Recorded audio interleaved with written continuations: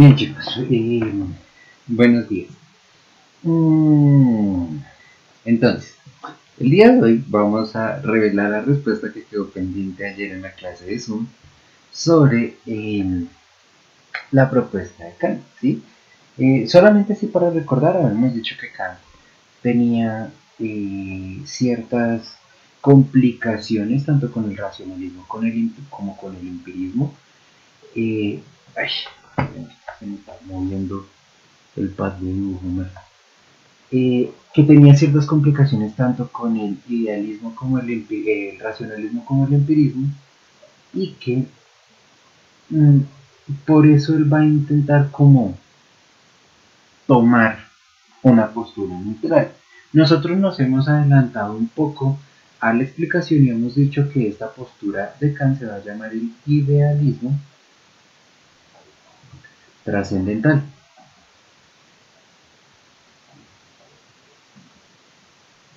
¿Vale?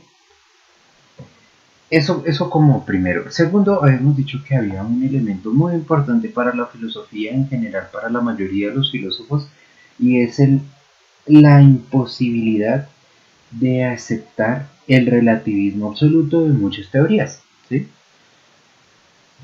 No hay ningún filósofo, por lo menos hasta donde yo conozco, que acepte el relativismo. O sea, ustedes, si escuchan a alguien, algún filósofo, algún pensador, algún lo que sea, que diga todo es relativo,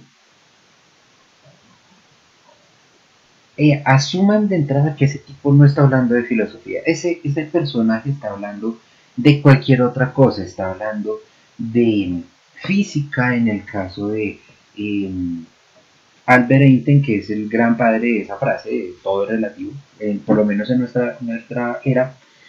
Y en general tienen que estar hablando de otra cosa, porque nosotros como humanidad, en el sentido, en los aspectos filosóficos, no podemos asumir el relativismo, nos queda imposible hacerlo. Esto por una cuestión muy sencilla, porque detrás de toda la filosofía siempre hay una idea, que es la idea de conocimiento. ¿Sí? Este va a ser el gran campo de estudio de la filosofía, si se quiere, o lo que va a atrapar en general todo ejercicio de estudio de la filosofía y en general todo ejercicio de estudio. ¿Sí? O sea, tanto la física como la matemática como la biología siempre van a estar metidos en este campo, en el conocimiento. Pero el asunto con el resto de campos de estudio es que a ellos no les importa si conocemos o no. Ellos asumen de entrada que lo hacemos. ¿Sí? Entonces, ustedes no le pueden preguntar al profesor de matemáticas como matemático si conocemos o no. ¿Sí? Les va a decir, pues, ¿eso de qué sirve? Sabemos que conocemos y punto, porque si no, ¿usted para qué está estudiando? Bien. Como pedagogo les puede decir sí o no, porque los pedagogos parten de una parte filosófica para construir su ejercicio pedagógico, pero como matemático no. Y así sucede con el resto de las ciencias. En cambio, en la filosofía el conocimiento va a ser sumamente importante, porque nosotros sí nos vamos a preguntar si es posible conocerlo. Entonces, si nosotros cogemos y decimos que en la filosofía, de nuevo, insisto, todo es relativo, pues aquí quedamos con 3 puntos suspensivos porque, o bueno, con puntos suspensivos, porque, bueno, si todo es relativo, ¿qué sentido tiene discutir? ¿Qué sentido tiene pensar sobre el mundo? ¿Sí? Si ustedes cogen y se encuentran, o sea, crean, discutan con alguien, discutan con quien quieran, de lo que quieran, sobre política, sobre religión, sobre ética, sobre deportes incluso. quieran ustedes, por ejemplo, sentarse a discutir con alguien sobre cuál es el mejor equipo de fútbol del mundo, por poner algún ejemplo, y que cogen y les digan, no, pues es que todo es relativo, ¿no?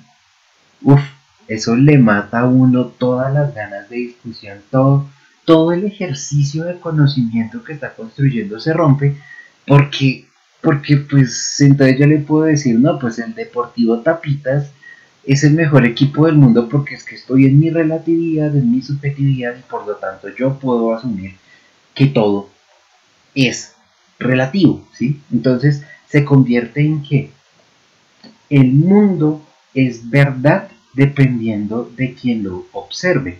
Y no solamente dependiendo de quien lo observe, porque eso tenemos que tenerlo en claro, sí depende de quien lo observe, pero quien lo observa no tiene la posibilidad de hacer un juicio crítico, analítico sobre su conocimiento. Entonces, espero que me esté haciendo entender, porque yo sé que esta vaina es muy alocada, muy que vivimos todos los días, pero cuando nos ponemos a pensar en ella como que no la agarramos tan fácil, o por lo menos yo no la agarro tan fácil. Entonces, por eso es que esto va a ser un problema para toda la filosofía. Y como les decía ayer, cuando nosotros hablamos de el racionalismo o el empirismo,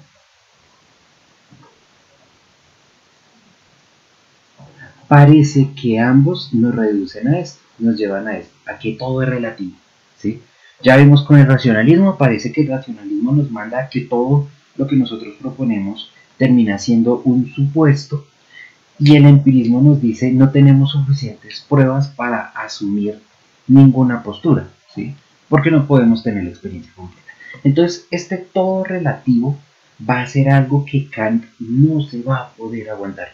O sea, esto no solamente Kant, sino ningún filósofo se puede aguantar este todo relativo. O sea, nos pica el cerebro cuando nos dice esto. Entonces, lo que va a hacer Kant es echar globos y echar globos y echar globos y él va a decir, ok, ok, tenemos un gran problema de base, ¿sí? Tenemos un gran problema de base y está relacionado con, vamos a ponerlo aquí, el problema es el siguiente.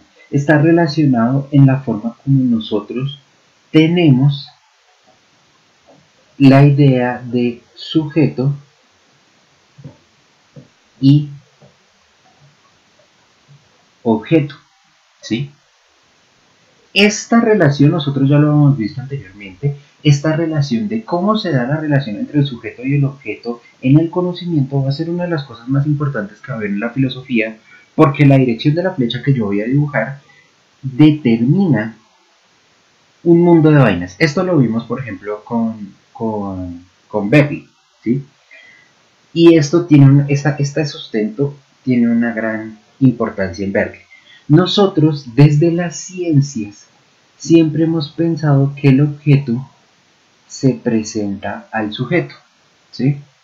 Es decir, nosotros hemos asumido desde las ciencias naturales que cuando hay un objeto en el mundo, uno tiene la posibilidad de conocerlo porque el objeto se me presenta tal como es, ¿sí? Si ustedes cogen y se enfrentan, no sé, a la cosa más sencilla como por ejemplo es un cubo de hielo, ustedes tienen la noción de que el cubo de hielo, lo que experimentan del cubo de hielo, lo que ven, huelen, sienten del cubo de hielo es, ¿sí? Entonces, acá vamos a ponerlo aquí en negrito. Si nosotros ponemos el yo, el sujeto, la persona, y aquí ponemos un hielo, ¿sí? El hielo nos va a entregar ciertos datos. Por ejemplo, el frío, ¿sí? Ese es tal vez uno de los primeros datos que nos entrega el hielo. Hay un hielo que es liso, ¿sí? Entonces el hielo es como lisito, ¿sí? Eh, duro, ¿sí? bueno, aparte de frío, se derrite, ¿sí? Y por último, por última característica, podemos decir que se desliza, ¿sí? O sea, se resbala el hijo de madre. Uno intenta agarrar un hielo y eso es como agarrar un pollo, eso es complejo. Entonces, acá parece que el hielo viene hacia nosotros, ¿sí? Su información parte de él y llega a nosotros, y nosotros lo que hacemos es asumir este frío, asumir este liso, perdón, asumir este duro, el que se derrita y el que se deslice como algo que es propio del objeto, ¿sí? Esta es la forma como funciona la ciencia como la hemos entendido, o sea, como la entendemos incluso hoy en día, ¿sí? Y eso funciona con todo. Si ustedes cogen y le preguntan incluso a un astrónomo, preguntan a un astrónomo, le dicen, descríbame una de las estrellas son de esta manera, están compuestos por tal, tal, tal, tal, tienen estos colores, patatín y patatán, sí. Generalmente esta es la primera descripción que nosotros vamos a obtener. Lo que va a decir Kant es, bueno, acá parece que entonces tenemos un problema. Tenemos un problema porque, ¿cómo hacemos nosotros para ir a abordar todos los hielos para decir que todos los hielos son fríos, lisos, duros, se derriten y se deslizan? ¿Sí? Complejo, demasiado complejo. O sea, nos tocaría sacar todos los cubitos del hielo de la Antártida para poder decir que todo el hielo le sucede esto. Y creo que eso es no imposible, pero muy, muy, muy, muy, muy difícil. ¿Sí? Eso por la parte empírica. Y por la parte racional, ¿qué elemento de razón tenemos nosotros para decir que es frío, es liso, es duro, se derrite y se desliza? ¿Sí? Que todo hielo le sucede esto. Lo mismo, quedamos en un supuesto. Solamente podemos suponer que esto es así. Lo que Kant va a decir es, ok, si no hay forma de solucionar el problema, es porque hay un problema de base en el problema. Es decir, el problema no son las respuestas que nosotros estamos dando, sino la forma como estamos planteando esta pregunta. Entonces lo que Kant va a decir es, ok, ¿qué pasa si giramos la flecha? Si nosotros cogemos y decimos, esto es un sujeto, esto es un hielo, y en vez de decir que el hielo se acerca al sujeto, decimos que el sujeto acude al hielo, ¿sí? El sujeto se da a conocer el hielo. Ah, bueno, entonces vamos a poner las mismas características, pero las vamos a poner con números para no demorarnos tanto, ¿sí? 1, 2, 3, 4 y 5. Si nosotros lo hacemos de esta manera, decimos característica 1, característica 2, 3, 4 y 5, vamos a decir, ok, el hielo es frío, pero ¿por qué es frío? Porque el sujeto lo siente frío. El hielo es, no sé cuál era la segunda, liso, pero ¿por qué es liso? Porque el sujeto lo siente liso. Es duro, se desliza o se derrite. Todo esto porque es el sujeto en donde está la capacidad de conocimiento del hielo. Pero si esto es así, acá, ¿qué pasa? ¿Sí? Es decir, acá nosotros sabemos que el frío llega al sujeto, parte del hielo llega al sujeto, ¿sí? Lo liso, lo duro, lo derretible y lo deslizable, todo esto parte del hielo y llega al sujeto. Pero entonces acá, ¿qué elemento tenemos nosotros para asumir que estas características que nosotros tenemos de los objetos son de los objetos? Kant va a decir, he de ahí el problema. no existe. Parece ser que no existe nada en el mundo que nos permita decir, o sea, si nosotros queremos hablar de un conocimiento, de algo que sea universalizable y real, tenemos que asumir que el conocimiento que nosotros construyamos no va a ser sobre los objetos, va a ser sobre las percepciones que nosotros tenemos de los objetos. Entonces, a esto que aquí queda en una gran incógnita, es lo que se le va a llamar en un texto que se llama Crítica a la razón pura.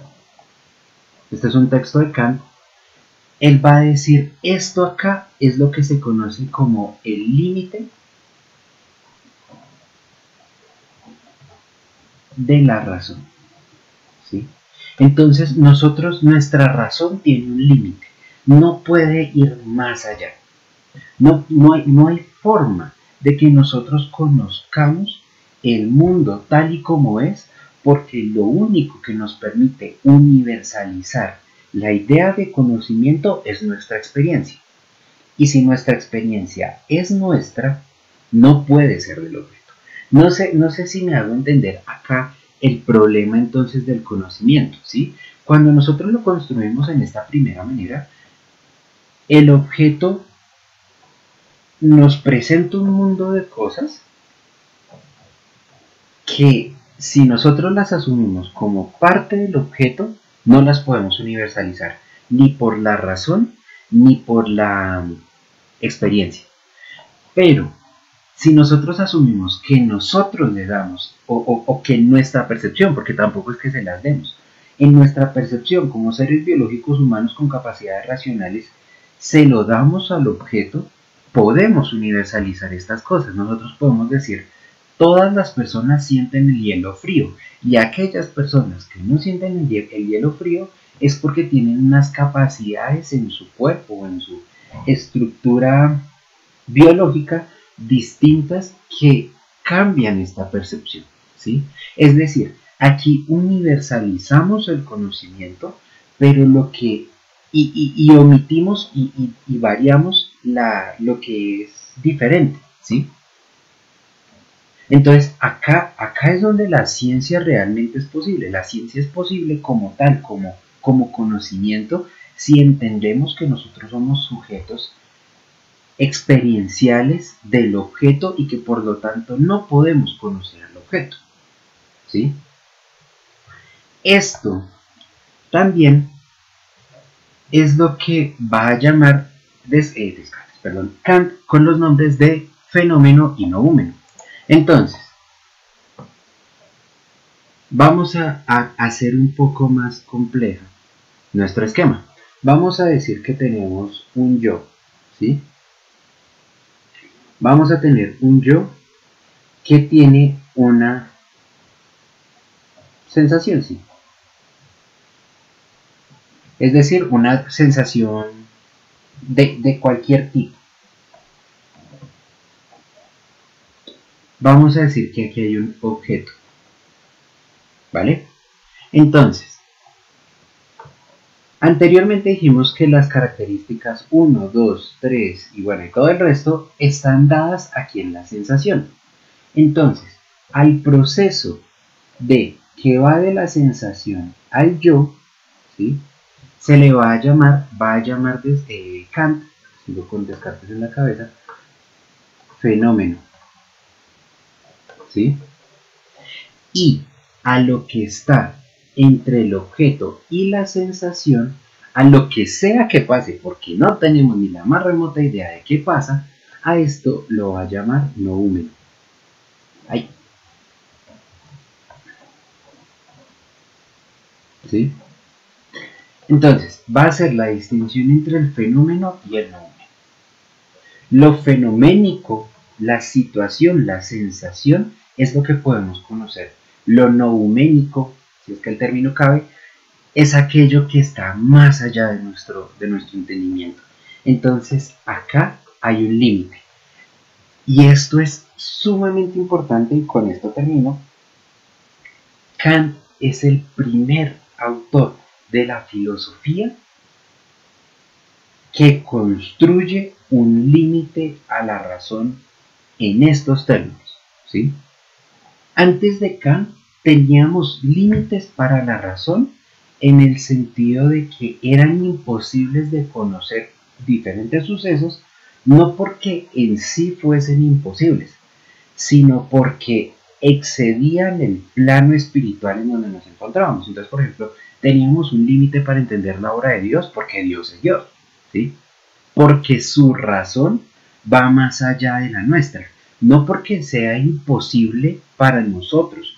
Es decir, nosotros podríamos saber el plan de Dios si tuviéramos la conciencia de Dios, pero para Kant, por más que tú tengas el conocimiento de Dios, nunca te vas a poder separar del fenómeno, ¿sí?